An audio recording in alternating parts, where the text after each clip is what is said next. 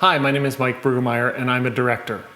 When I work with a drone operator, the first thing I do is give them the address for where we're shooting so that they can check with the FAA and make sure that they can shoot there. And then a very simple, brief overview of what I'm looking for. That lets them know where I'm looking to shoot, what I'm looking to shoot, and if that's something they can do. If my request is out of bounds, I expect them to say, that's not something I can accomplish, that's not something that can be done legally. Whatever that answer is, I respect that. When we get into pre-production and I have an idea of where we're shooting, I get a much more clear idea of what I want to use the drone for. If I have the budget, I will bring the drone operator in to do a location scout and to give them ideas of what I want. Usually that doesn't happen. What happens is on the day we get there, I give as specific an instruction as I can.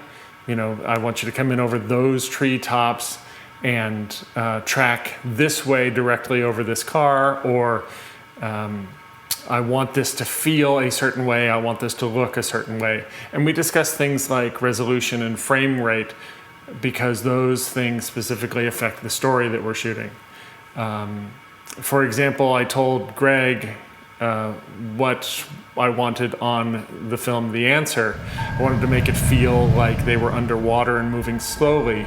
And so I wanted to shoot at 60 frames per second, and I wanted to not show sky, because the instant you show sky, you know that you're not looking down at the bottom of the ocean. It's really hard to duplicate the top of the ocean in a short period of time for a 48-hour film. So I'm looking for specifics on what I want to end up with. I'm going to express that to the drone operator. I expect the drone operator to get back with me and say, we can't do that because that's above people, or we can't do that because of this, or FAA regulations, but I hope that they'll come back to me and say, we can't do that, but how about if we do this?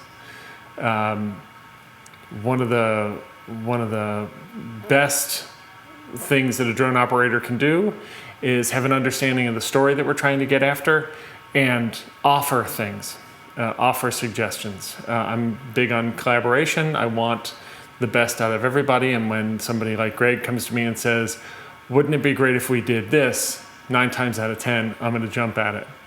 I was on a shoot with Greg, and I wanted to get a shot of a spa, but I didn't have a Ronin or any way to move the camera, but I really wanted to get a shot coming up past this couple looking at the sunset. And we ended up using the drone to be a gimbal. I just handheld the drone and he operated the camera, and I came up past the couple and we got a beautiful shot of the sunset.